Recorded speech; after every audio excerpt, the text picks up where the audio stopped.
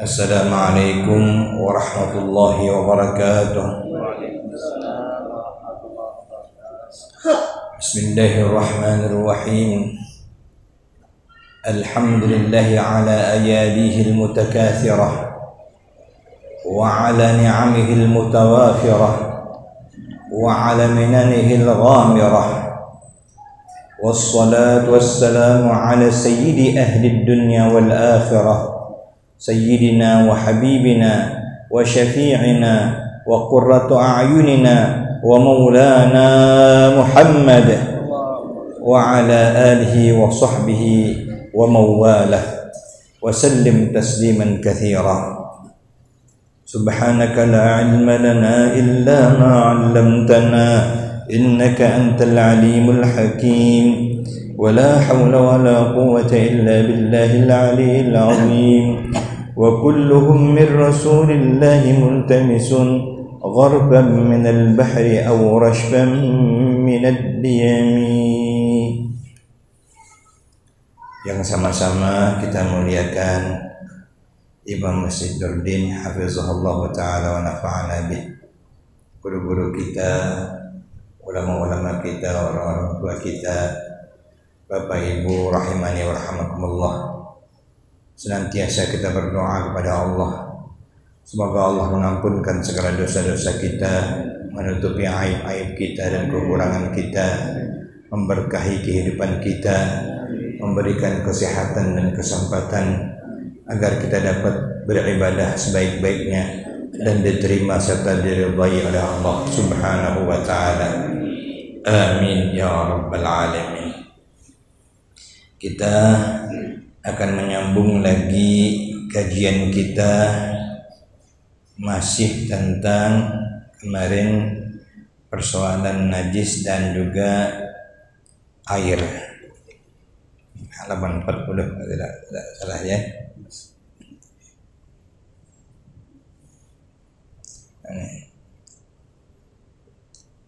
Jadi dipahamkan bahwa ini dalam rangka kita ihtiyat agar menjaga betul-betul kita suci daripada najis. Dan kita ketahui bahwa di dalam beberapa pendapat ulama, apalagi ulama-ulama besar seperti a'immatul madzahib, akan wajar jika ditemui sedikit perbedaan-perbedaan dalam pendapat mereka. Mudah-mudahan Allah menambahkan wawasan kepada kita dan menjadikan kita orang yang dapat beramal dengan ilmu sehingga benar-benar amal kita diterima oleh Allah Subhanahu wa ta'ala. Amin ya rabbal alamin.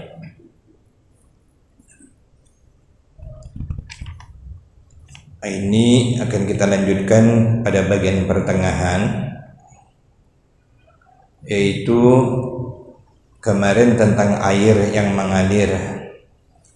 Dia kadang mengalir di genangan air yang ada najisnya, kemudian dia terus berkumpul pada satu tempat di mana berupa teluk kemarin atau semacam danau kecil atau sebagainya, yang airnya itu sampai 2 kulah atau lebih. Kecil saja ya, berarti sampai kepada perhimpunan air yang dia itu dalam satu lupak atau genangan atau semacam kolam sampai 2 kulah. Maka suci lagi menyucikan. Demikian lagi apabila dihimpunkan daripada air yang kena najis itu dalam satu tempat sampai ia 2 kulah, maka suci lagi menyucikan dan tiada kembali najis sebab dicerai-ceraikan. Inilah pendapat Imam kita Asy-Syafi'i rahimahullahu ta'ala.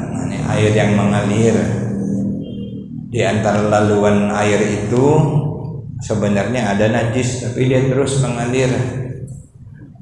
dan tertampung pada satu tempat yang lebih daripada 2 kullah, maka dihukumkan suci. Tapi nanti tentu ada syaratnya. Lihat pula baunya, rasanya, warnanya. Kalau walaupun lebih dari 2 kullah, kalau berbau itu jangan, berarti tidak lagi mensucikan. Atau berubah warnanya, bukan dengan warna lumpur tapi memang warna najis, itu maka tidak lagi mensucikan, menjadi air mutanajjis. Adapun pada mazhab Imam Malik yang seperti itu, maka tiada tadi kalau Imam Syafi'i kalau dipisah-pisah air tadi maksudnya tidak lagi dalam satu tempat yang lebih dari 2 kullah, masukkan dalam ember pula, dipisah-pisah tempatnya, maka kembali menjadi najis. Tapi kalau dalam mazhab Imam Malik tiada dihukumkan najis air itu, melainkan kalau berubah rasanya atau warnanya atau baunya.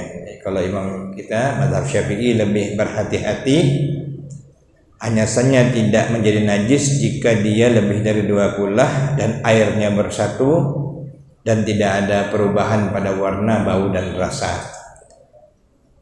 Kalau Imam Malik walaupun dipisah-pisah air tersebut dicerai-ceraikan, maksudnya tidak dimasukkan pada tempat, tidak masuk dalam satu wadah atau tempat yang lebih daripada sampai 2 kullah atau lebih, dia tetap menghukumkan bahwa tiada dihukumkan najis air tersebut kecuali berubah rasa, bau atau warnanya.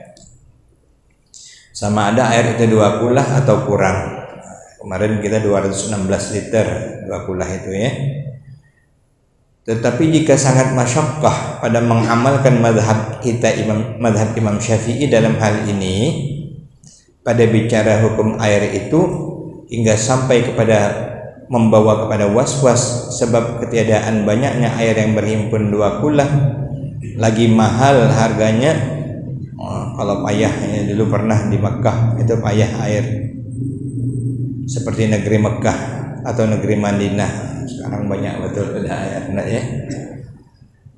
Maka ketika itu tiada mengapa ia taklid akan mazhab Imam Malik.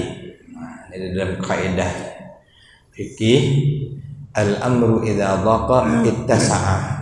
Persoalan itu jika dia menjadi sempit, tidak ada lagi jalan keluar, maka menjadi meluas dia. Jadi yang tadinya payah, al-masyaqqatu tajlibut taisir, yang susah itu akan mendatangkan kemudahan. Yuridullahu bikumul yusra wala yuridu bikumul usra, karena Allah ingin memudahkan bagi kita dan bukan ingin memayahkan. Jadi boleh taklid kalau tadi memang payah untuk dapat air supaya bisa bersuci dengannya, karena air melalui tempat najis, maka dalam mazhab Imam Malik itu tetap suci selama tidak ada perubahan rasa, bau dan warnanya. Inilah karena itu sabda Rasulullah sallallahu alaihi wasallam, ikhtilafu ummati rahmatun. Ikhtilafnya umatku ini berbeda-bedanya. Yang maksud sini ada ulama-ulama dalam memberikan pendapat, pemahaman mereka yang mereka ambil dari sumbernya Al-Quran dan Sunnah itu menjadi rahmah. Sumbernya sama, Al-Quran, As-Sunnah, tetapi nanti cara istimbat dan sebagainya dan kaidah fikih yang juga berbeda dapat melahirkan perbedaan. Jadi kalau para a'immah yang berbeda itu adalah rahmat dari Allah Subhanahu wa taala. Bermula bersalah-salahan umatku yang ulama, artinya para ulamanya. Karena kita orang awam ikut dengan ulama. kita mengaji, kita bersungguh-sungguh, dan jika ada persoalan kita kembalikan kepada ulama kita. Zaman sekarang ini agak canggih dikit. Orang biasa tiba-tiba bertanya, mana dalilnya? Pas dibacakan dalil tak ada pula paham dia, tak cuman nak nguji, cuman nak tahu ya, atau cuman mau nanya saja sahih tak hadisnya, padahal dia pun tak ada ngerti. Nah, ini. Tapi kalau kita mau belajar bagus ya, yang penting kita belajar, mendengar, supaya kita masuk kepada tahap yang disebut dengan al-ittiba'. Nah, namun kita orang awam, kita wajib bertaklid mengikuti a'immatul mazahib, imam-imam mazhab kita.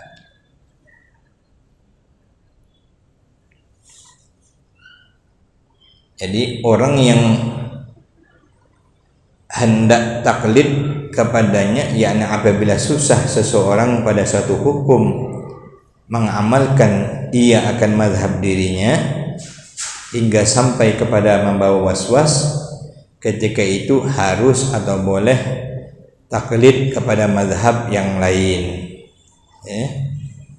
Yang penting ada rujukannya, ada pegangannya, ada sandarannya, bukan ngarang dewek. Kalau ngarang dewek itulah bid'ah namanya, memandai dewek. Tak mau bertanya, tak mau belajar. Ngapa kau gini nih? Aku tafakur dewek. Mana syarat kau tafakur? Syarat istinbat hukum. Paham tak Quran? Apa-apa yang terkait dengan Quran?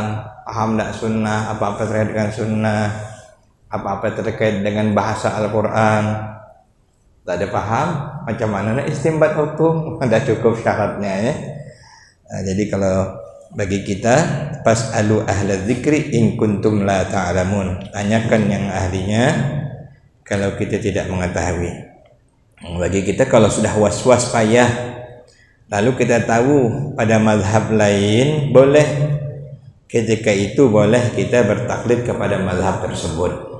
Contoh misalnya macam kita ke Mekah. Tapi dulu dengan sekarang mungkin lebih mudah gitu ya. Atau pada satu tempat yang memang kita tidak bisa menghindar, misalnya tidak bisa menghindar tersentuh dengan perempuan misalnya, dan kita akan berada di situ pada tempat itu di waktu yang lama misalnya, bakal setiap hari tersentuh, bakal setiap hari tidak akan bisa kita mengelakkan daripada tersentuh. Maka ketika itu kita boleh bertaklid dengan mazhab yang membolehkannya. Misalnya mazhab Hanafi misalnya ya, itu tidak batal bagi mereka bersentuhan dengan perempuan, atau mungkin juga Hambali. Tapi sebenarnya kalau susah nian, kalau masih tidak susah nian, tidak boleh belum. Macam kita ke Mekah sekarang ini, susahnya mungkin waktu tawaf tuh lah, cuman setelah tawaf tuh sudah mulai enak lah. Sebenarnya tidak perlu kita taklid, karena dalam kaul mazhab Syafi'iyah ada yang membolehkan kalau tak sengaja, apalagi tersentuh atau disentuh, dan kita sudah berusaha untuk tidak menyentuh, maka itu disebut dengan darurat dan tidak membatalkan. Boleh kita ikut pendapat itu, maka kita tetaplah tidak bertaklid. Ini kadang-kadang mentang-mentang sampai ke Mekah, padahal tidur di hotel lapang, berjalan pun lapang, tiba-tiba gandeng bini terus, pegang bini terus, berpimpinan terus. Apa? Aku taklid dengan mazhab Hanafi atau mazhab Hambali katanya ya. Apa pegangan terus. Waktu di Jambi tak pernah pula berpimpinan dengan bini. Cuman katanya lain Ustaz, kalau di sana tuh lain katanya. Itu sebenarnya keliru juga. Sebab kita belum darurat. Banyak saya tengok, memang banyak orang berpimpinan dengan bininya itu. dalam hotel berpimpinan, keluar hotel berpimpinan, padahal tidak ada sedang darurat, sedang berjalan belanja berpimpinan, nanti langsung sholat, ya. Nah, itu sebenarnya keliru ya, sebab tidak dalam keadaan kita susah atau terpaksa atau masyaqqah. Kadang-kadang malah yang pembawa jamaahnya, tidak apa-apa Bapak Ibu selama di Mekah silahkan pegang bininya, tidak ada batal katanya. Mungkin itu sebenarnya salah pemahamannya, karena melihat keadaan, jika ada darurat atau disebut dengan masyaqqah, payah, itu baru kita boleh. Wallahu a'lam bishawab. Karena yang demikian itu rahmah. Jadi kapan kita payah, boleh kita bertaklid dengan mazhab yang lain selama kita tahu.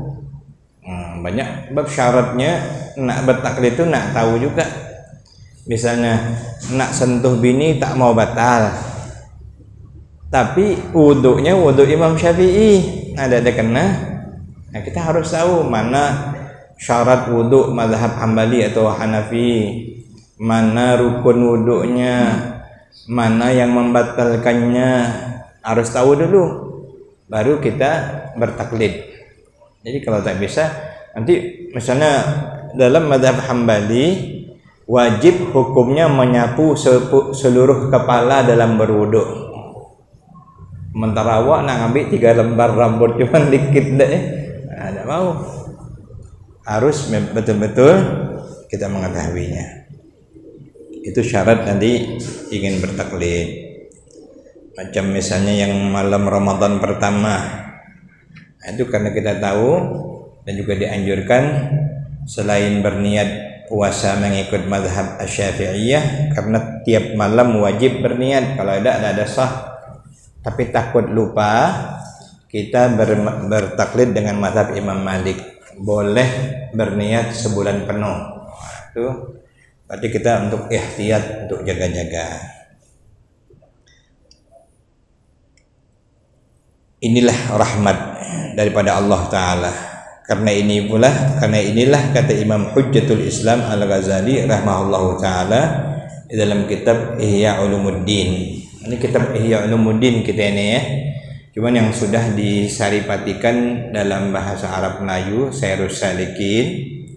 Ini ada satu kitab Al-Asfar fi Hamlil Asfar, tentang kelebihan kitab Ihya Ulumuddin. Udah pernah pada masanya itu. Jadi ada orang hanya membuka-buka cuman lembarannya. Dikatakan bahkan orang kafir dia buka-buka lembarannya, mendapat keberkahan masuk Islam dia dengan cuma buka-buka gini cuman. Tapi ya Ulumuddin. Apalagi macam sekarang kan kita membacanya, mempelajarinya, mudah-mudahan Allah bagi pahala yang lebih daripada itu. Amin ya rabbal alamin. Seperti juga pahala, sedangkan orang kafir saja gembira dengan kelahiran Nabi Muhammad SAW, pamannya Abu Lahab, maka setiap hari Senin diringankan azab untuknya. Di sela-sela jarinya dia bisa minum air. Apatah lagi orang Islam yang mentauhidkan Allah, yang mencintai Rasulullah SAW. Orang kafir aja ada rasa cinta dengan Nabi, dapat kemudahannya, apalagi orang Islam. Apa kata beliau? Wa kuntu awaddu ay yakuna madhhabuhu ka madhhabi Malikin rahimahullahu ta'ala fi anna al-ma'a wa in qalla la yanjusu illa bit-taghayyuri idhil hajatu massatun ilaihi wa musarul waswasi ishtiratul qullataini wa li ajlihi syaqqa 'alan nasi dzalik wa huwa la'amri sababul masyaqqati wa ya'rifuhu man yujarribuhu wa yata'ammaluhu wa mimma la ashukku fihi anna dhalika law kana mashrutan lakana awla al-mawadi'i bita'assur at-taharati fi Makkah wal Madinah idh la takthuru fihima al-miyahu al-jariyatu walarraqidatul katsiratu. Artinya adalah aku kasih, aku ingin, awaddu, aku kepingin. Ini kalau kita pakai bahasa Arab termasuk bahasa yang sopan. Dalam istilah Inggris itu polite request. Awaddu an adhhaba ila suq, misalnya. I would like to go to the market dalam bahasa Inggris. Maka itu menunjukkan sopan. Awaddu. Asalnya uridu, aku ingin. Kalau sebut awaddu itu halus, macam bahasa Jawa juga lah. Bahasa Jawanya saya tak paham. Saya mau, tentu ada nanti mau yang lebih halus lagi, ada lagi nih. Bahasa Banjar begitu juga. Bahasa Banjar itu kan ada tingkatan juga sama dengan bahasa Jawa. Kapan mau lagi, mau yang lebih kuat lagi, lain bahasanya ya. Awaddu. Wa kuntu awaddu ayyakuna madhhabuhu, kata beliau. Aku kasih, aku sangat kepingin bahwa adalah madhab Imam Syafi'i rahimahullahu ta'ala itu dalam hal ini seperti madhab Imam Malik. Jadi dalam hal ini Imam Malik lebih mudah dalam bab air ini. Jadi kata Imam Ghazali, sebenarnya aku sangat ingin andai madhab Imam Syafi'i ini dalam bab air ini juga seperti Imam Malik ini, yaitu jikalau sedikit sekalipun atau jika kurang daripada 2 kulah sekalipun, maka tidak dihukumkan najis atau akan najis jika jatuh najis ke dalamnya, melainkan dengan sebab berubah rasanya atau warnanya atau baunya.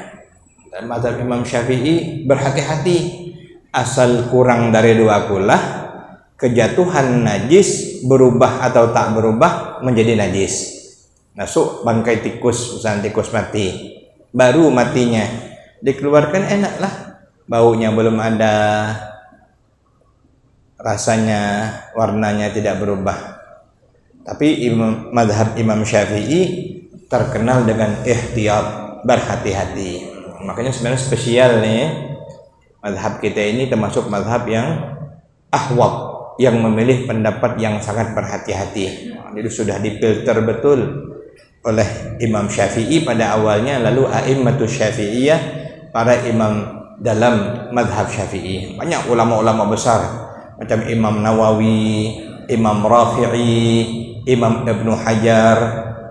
Jadi kalau orang yang mohon maaf dia kurang paham tapi nak nyalahkan kita, dalilnya dirujuknya Imam Syafi'i sendiri. Misalnya, kenapa kamu nih tahlilan berkumpul-kumpul di rumah mayit? Imam Syafi'i sendiri bilang tidak boleh, katanya. Karena dalam madhab Syafi'iyah bukan Imam Syafi'i dewek, banyak imam-imam di dalamnya. Ini tidak bisa dipukul seperti itu. Kenapa kamu nih nyampaikan pahala bacaan Al-Quran kepada mayit? Imam Syafi'i termasuk ragu apakah sampai bacaan Quran atau tidak. Nah, disinggungnya kita. Nah, berarti tidak ada paham. Mazhab Syafi'iyah itu bukan Imam Syafi'i, tapi ratusan ulama di dalamnya. A'immatus Syafi'iyah, di antaranya Imam Nawawi, Imam Ghazali, nah, di dalamnya itu ya, Imam Ibnu Hajar, Imam Ramli, ulama-ulama besar yang memfilter sehingga semakin ihtiyatlah mazhab Asy-Syafi'iyah. Nah, cuman pelopornya, pendirinya adalah Al-Imam Muhammad bin Idris Asy-Syafi'i rahimahullahu taala wa nafa'ana bih. Nah, ini. Jadi cobalah katanya. Nah, ini dalam hal ini ada pula, mohon maaf nih, tapi mungkin salah juga lah saya yang contohkan. Ada yang pernah apa katanya baratnya apa megang bini batal, cium bini batal. Cobalah macam mazhab lain tidak ada batal katanya. Ini nak hati-hati kita. Sebab tidak boleh talfik. Kan ada orang milih-milih, aku ini ikut mazhab ini, untuk bab ini ikut mazhab ini, untuk ini milih yang enak-enaknya aja. Itu talfik. Al-fiqh ini dalam sebagian pendapat haram hukumnya. Tidak boleh kecuali hanya oleh orang-orang yang sampai ke makam mujtahid yang dia betul-betul dapat memilah, memilih dan memahami.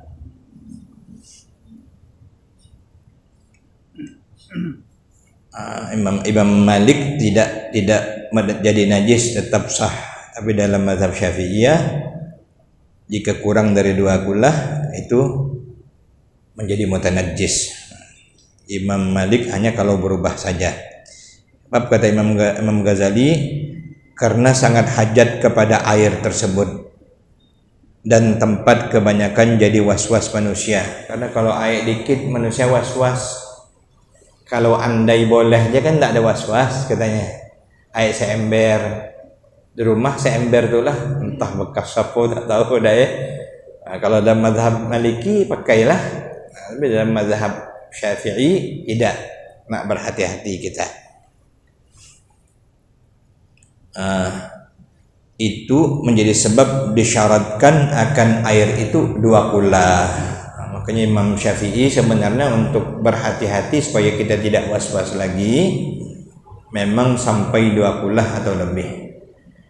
Itu menurut Imam Ghazali memang masyakkah, karena inilah sangat masyakkah atas manusia.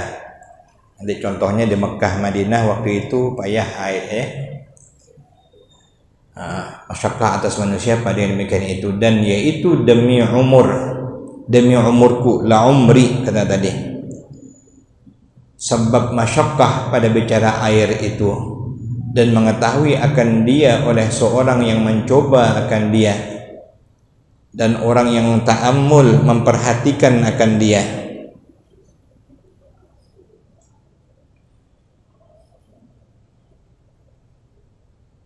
Yang mengalami wa ya'rifu may yujarribu, yang mengalami itu mengetahuinya, yang memperhatikan, yang meneliti mengetahuinya, itu memang masyakkah kata beliau.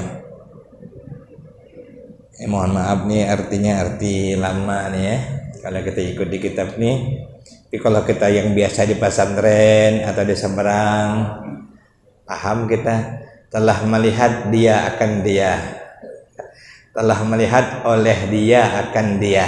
Tujuannya bagus kitab lama ini supaya ngajari kita ilmu nahwu. Telah melihat oleh dia, maka oleh itu fa'il, akan dia maf'ul bih, yang melakukan dan yang menjadi objek. Maka terjemahnya olehnya akan dia. Tapi kalau kita baca ya, kita orang Indonesia membaca ini agak payah dikit. Telah bernikah olehnya akan dia, akan bapaknya. Tapi kita insyaallah paham ya, pelan-pelan. Dia orang yang ta'ammul, yang memperhatikan, yang mempelajari, yang ikut ambil berat atau perhatian, ini memang merasakan tidak mudah. Wa mimma la asyukku fihi anna dzalika law kana masyrutan lakana awla al-mawadhi' bi ta'assur at-tahara fi Makkah wal Madinah. Yang tak aku ragu lagi kata beliau, yang tidak aku syak dalamnya itu bahwasanya yang demikian itu jikalau disyaratkan akan suci air yang kena najis yang tiada berubah itu dengan ukuran 2 kulah adalah yang terlebih aula daripada segala tempat dengan masyakkah atau susahnya mendapatkan taharah seperti itu, yaitu di negeri Makkah dan negeri Madinah. Kenapa? Karena waktu itu sedikit air ini, idla takturu fihi mal miyahul jariyah, sedikit, tak ada sungai yang mengalir, tak ada. Itu ayat sistem teknologi kan belum, sungai yang mengalir tak nampak.